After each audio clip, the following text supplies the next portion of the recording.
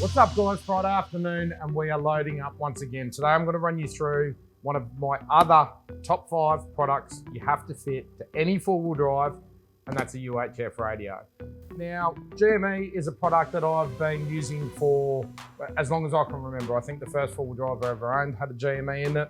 And radios are not one of those products that you will upgrade. You know, it's not really one of those things. You'll fit a radio once. If you go with a product like a GME, it'll stay in your truck for the life of your truck. But I think GME have just changed that whole game. And the reason being is the new Xrs Connect, which I've just fitted into the black truck. So I had a 3550 in the black truck for the past 3 or 4 years. And recently we've just upgraded to the XRS. And I'm going to run you through all of the features why you should probably now consider putting a new radio in your four-wheel drive.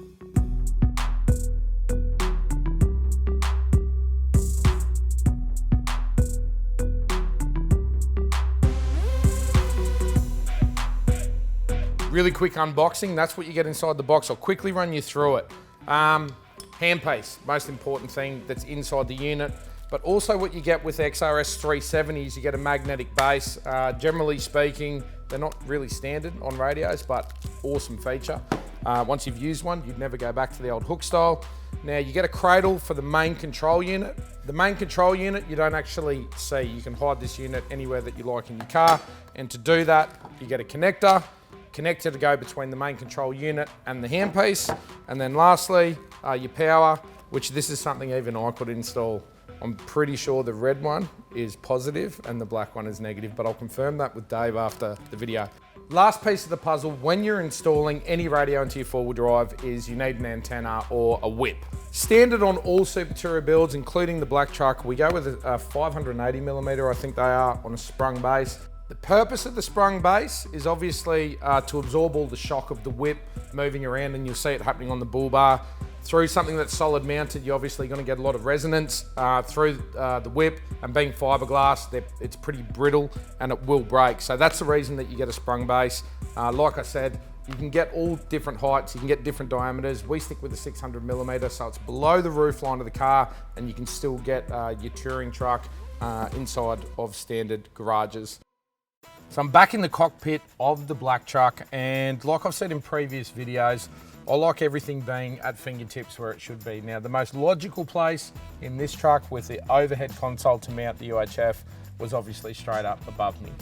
Now, one of the things that I've ran into multiple times when building cars is the location of mounting the UHF. Typically speaking, your speaker is built into that black control box that I showed you before. Now, in the sake of trying to keep the dash clean, I want that control box out of sight. They're quite ugly to look at, you know. So typically speaking, people will tuck them up underneath the dash, and the associated problem is with that, your speaker then ends up underneath the dash. You're driving down the highway at 110 k's an hour, you're towing 3 tonne, your 79's under load, you've got 2 4-inch stacks on the back, just pumping diesel down the road. You have a bit of an issue hearing the radio. But these guys here at GME have completely overcome that problem, and the speaker is actually built into the handpiece. So whoever's talking on the radio, and you'll see it during Patriot games, the kids will be in the back having a chat amongst themselves. I'll just throw that down the back to them.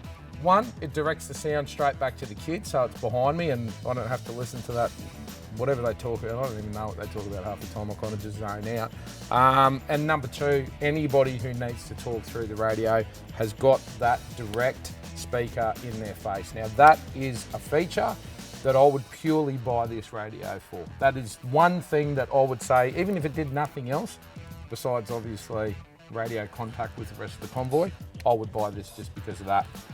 Another feature that you'll notice straight away is the OLED or OLED, or I'm not even sure how you pronounce it, the screen. It's a LED screen in any sort of light. You know, you've got sun banging in through the windows up north. You can see the channels that you're on. You can see your menus and your zones. The handpiece is really weighty, it's really heavy as well, so it's just got a really nice feel about it, you know. They've put a lot of work, soft touch buttons and the plastics, and just the way that they've set the whole thing up. It's a really well-made product.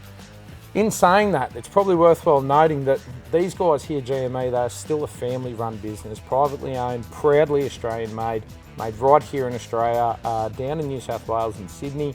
I'm yet to get down to the factory, but I've seen some images, I've seen some videos, and it looks like a pretty impressive setup. So that's another reason, you know, straight there, out the box, Australian made, employ Australians, keep the money here, keep it in this country, and we're all about that.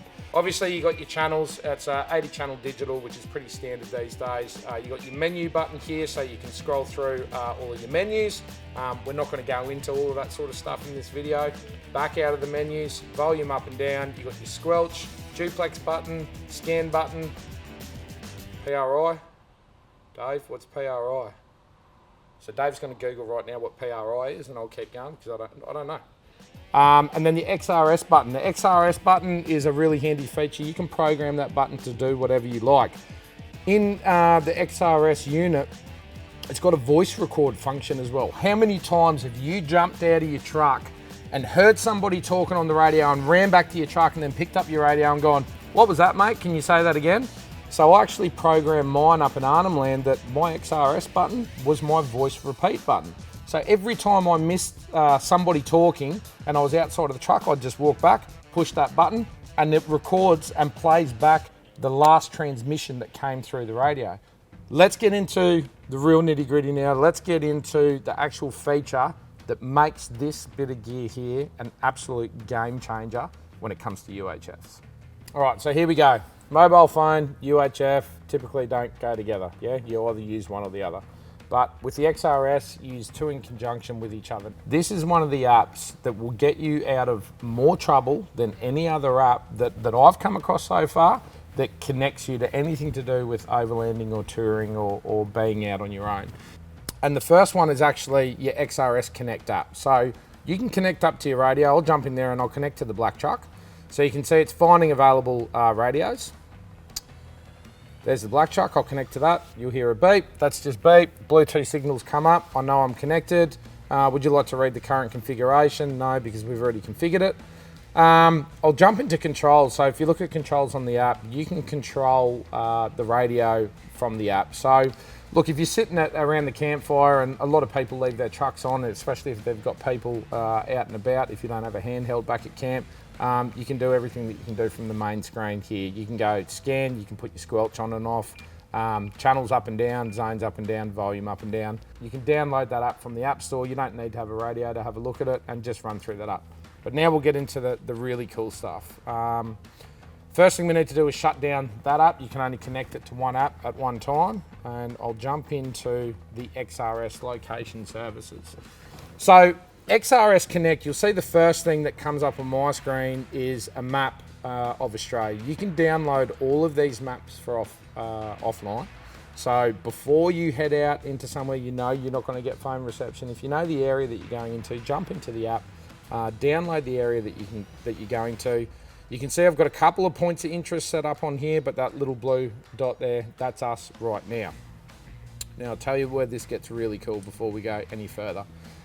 Every time you click the button on the handset, you push to talk. The PTT will, at the end of transmitting the signal, it will send out a little packet of data, and that goes up into cyberspace and orbits around a satellite or whatever it does.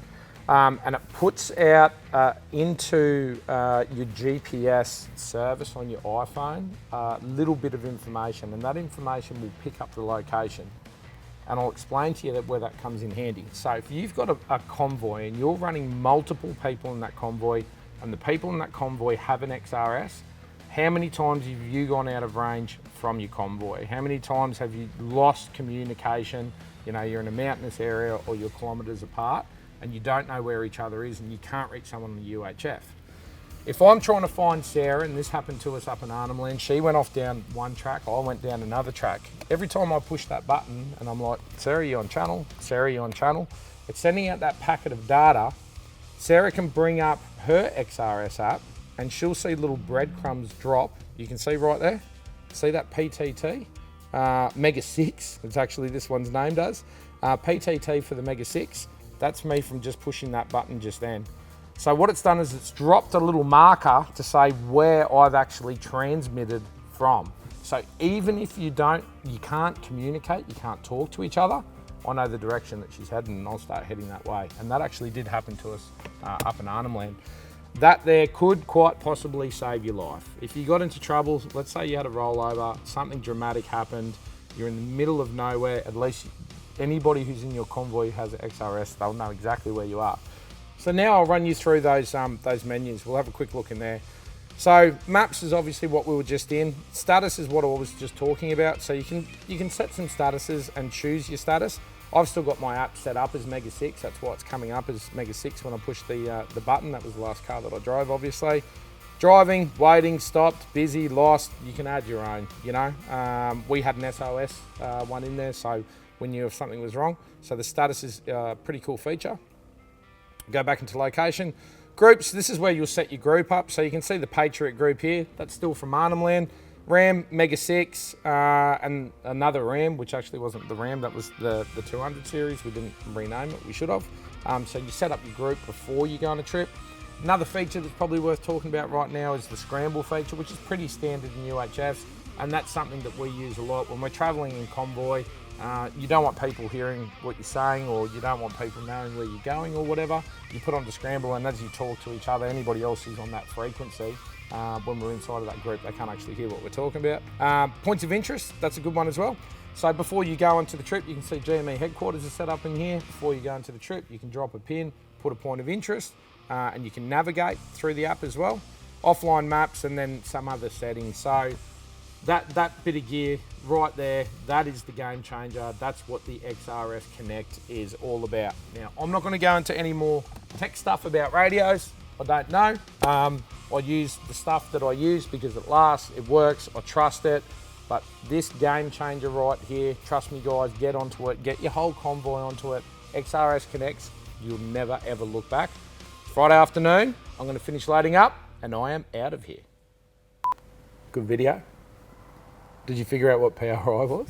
Yeah, priority. Priority? Priority channel. What do you mean priority? So, So priority, okay, for the people who don't know, I know the video's over, but priority will take you back to a priority channel, trucking channel, 40. Dave, you need to do more research next time, Dave.